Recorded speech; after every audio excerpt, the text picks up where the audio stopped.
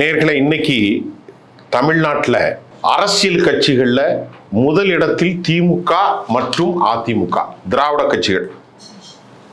இந்த திராவிட கட்சிகளுக்கு அடுத்த அந்தஸ்துல யார் இருக்கா அப்படின்னு நம்ம பார்க்கணும். மற்ற கட்சிகள்லாம் கூட்டணியில் இருக்கிறாங்கன்னு வைங்களேன். இப்போ பாஜக 5% வச்சுக்கிட்டு ஒரு பெரிய தேசிய கட்சின்னு அவங்க சொல்லிட்டு திரிகிறான். காங்கிரஸ் கட்சி 4% வச்சுட்டு நானும் ஒரு பெரிய தேசிய கட்சி, கக்கன் கட்சி, காமராஜ் கட்சி, ஏன்னா ராஜாஜி கட்சி, அந்த கட்சி இந்த கட்சின்னு அவங்க சொல்றாங்க. இன்னைக்கு யாருக்கும் தெரியாத ஒரு செய்தியை சொல்றேன். தமிழ்நாட்டில் 3வது பெரிய கட்சி தொல் திருமாவளவன் தலைமையிலான விடுதலை சிறுத்தை கட்சிகள் தான். என்னடா ஒரு புதிய செய்தியை சொல்றீங்க அப்படின்னு நீங்க கேட்கலாம். ஆனா திருமாவுக்கும் உனக்கு என்ன பெரிய ஒர்க் அவுட் ஆயிட்டு அப்படின்லாம் உங்களுக்கு தெரியும். நடுத்தர நிலையில உட்கார்ந்து பார்க்கிற நான் ஏன் தொல் திருமாவளவன் 3வது பெரிய சக்தியாக இருக்கிறார் என்றுக்கு உங்களுக்கு நிறைய தரேன். தேர்தல் பாதை திருடர் பாதை என்று சொன்னவர் தேர்தலுக்குள்ள வந்தார். இன்றைக்கும் தமிழ்நாட்டின் வசீகர தலைவர்களில் ஒருவராக 60 வயதை அடைந்த போது அவர் இருந்து கொண்டிருக்கிறார். கடந்த 20 வருஷமா 48 வயசுல இருந்து 38 வயதுல இருந்து அவருடைய தாக்கம் தமிழ்நாட்டு அரசியலில் பெரிய அளவுல இருந்துச்சு. அவரை பறையர்குடி சமூக தலைவராக பார்க்க கூடாது, பார்த்தால் தவறு அப்படின்னு நான் உங்களுக்கு சொல்றேன். என்ன அப்படி கேட்குறீங்க அப்படின்னா, தமிழ்நாட்டில் ஒட்டுமொத்த தலித் சமூகம் பாப்புலேஷன் ஒரு 22-25. அதுல தலித்துகளின் பிரிவுல வர்றது பறையர் சமூகம், பள்ளர் சமூகம் என்ற தேவேந்திர குல வேளாளர், அருந்ததி சமூகம், ஏனைய சில சின்ன சின்ன சமூகங்கள்லாம் இதுல வருது. இடும்பன் அது இதெல்லாம் நிறைய வருது, அதை விட்டுருங்க. ஆனால் உங்களுக்கு ஒரு கேள்வி வரும், ஏங்க அவ்வளவு பேர் வந்தாலும் மெஜாரிட்டியாக இருக்கக்கூடிய பறையர் சமூகத்தின் ஒரு 15 விழுக்காடை வச்சுக்கிடுங்க குறைஞ்சபட்சம். அந்த 15 விழுக்காடு தேவேந்திர குல வேளாறு இதுல வரமாட்டாங்க, அருந்ததி வரல, மற்றெல்லாம் விட்டுருங்க. இந்த 15லேருந்து 18 திருமாவளவனுக்கு 10% மேல் 12% உள்பட வாக்குகள் வட தமிழ்நாட்டில், தென் தமிழ்நாட்டில், மத்திய தமிழ்நாட்டில், மேற்கு தமிழ்நாட்டில் அபாரமாக இருக்கிறது என்பதை நான் ஒரு கள ஆய்விலே கண்டுபிடித்திருக்கிறேன். இந்த 16% ஒரு 8% அவருக்கு கிடைச்சிருக்கு. மீதி 8% தான் மற்ற கட்சிக்காரனுக்கெல்லாம் போகுது.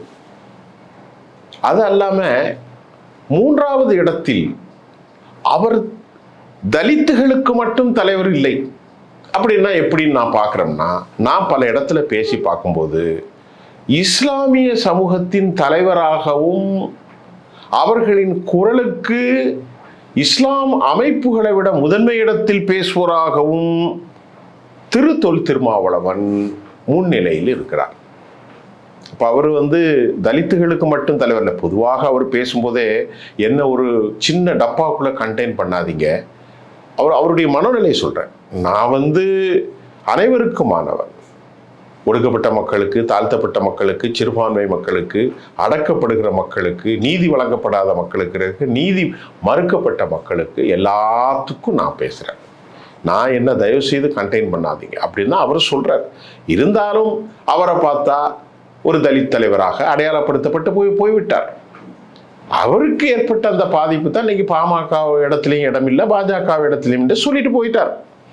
ஆனா இன்றைக்கு 15% அளவிற்கு அவர்கள் வாக்கு இருக்கிறது. எப்படின்னு கேட்குறீங்களா? ஒரு தொகுதியில ஒரு 1.5 லட்சத்திலிருந்து 2 லட்சம் வரைக்கும் வாக்கு இருக்குங்க. ஒரு பேச்சுக்கு சொல்ல வரேன். கடைநல்லூர் தொகுதியை எடுத்துக்கிடுங்க. அந்த கடைநல்லூர் தொகுதியில மேக்சிமம் 40% இஸ்லாமியர்களின் வாக்கு இருக்கு. ஒரு 20லேருந்து 25% தலித்துகள் வாக்கு இருக்கு. மொத்தம் 60% வாக்கும் அவருக்கு தான். அதுல ஏதாவது டவுட் இருக்கா? இல்லை. அதை போன்று சென்னை எடுத்துக்கிடுங்க, அதை போன்று வட தமிழ்நாட்டை எடுத்துக்கிடுங்க, அதை போன்று மத்திய தமிழ்நாட்டை எடுத்துக்கிடுங்க.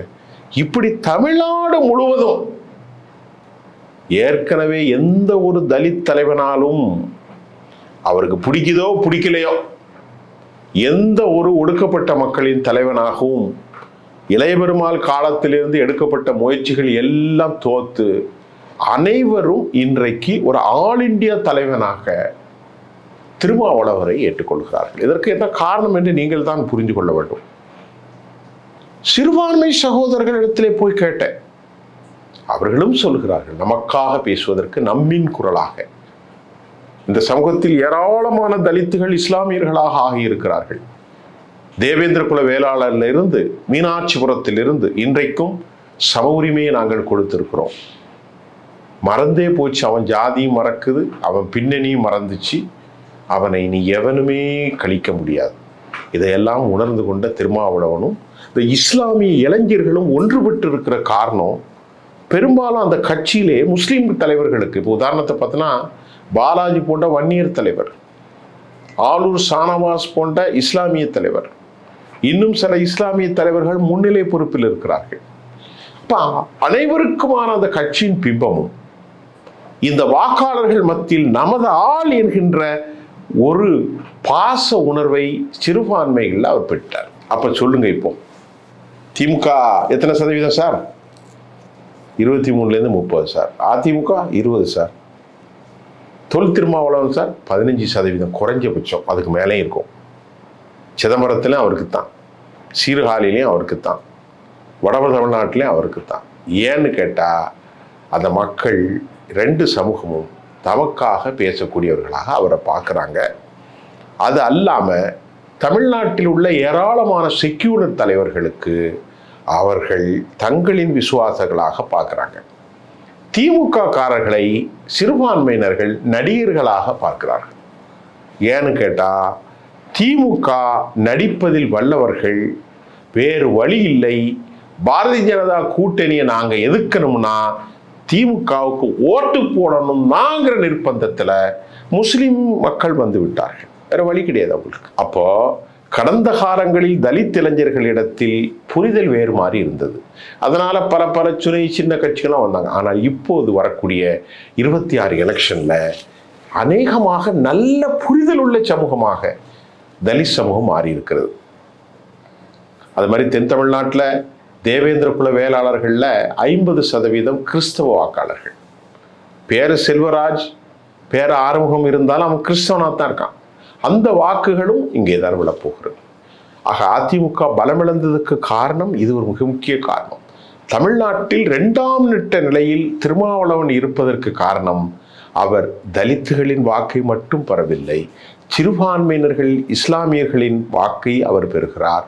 தேவேந்திர குல வேளாளர்களின் 50 விழுக்காடு கிறிஸ்தவத்தின் வாழ்க்கையும் அவர் பெறுகிறார். இதுதான் அவருடைய. ஆக தமிழ்நாட்டில் 3வது பெரிய கட்சியாக தொல் திருமாவளவன் பரிணமிக்கிறார். அதை மறைக்கிறார்கள். 6 சீட்டை கொடுத்து திமுக அவரை ஓய்க்கிறதுக்கு திட்டம் போடுறாங்க. அப்படிங்கிறது தான் உண்மை. இது ஒரு அனலிட்டிக்கலாக நான் எல்லா இடத்துக்கும் போய் கண்டுபிடிச்சது. இன்னும் நிறைய விஷயம் பேச போகிறேன். அதிமுகவுடைய சரிவுலாம் உங்களுக்கு பேசிட்டேன். இன்னும் நிறைய விஷயங்கள் நான் பேச போகிறேன். களத்தில் இருந்து நான் உங்கள் சுஃபியான். தொடர்ந்து எனக்கு ஆதரவு கொடுங்க, எங்கள் சப்ஸ்கிரைப் பண்ணுங்கள். ரொம்பவே கம்மியாக இருக்குது சார், இன்னும் நிறைய பண்ணுங்கள் சார்.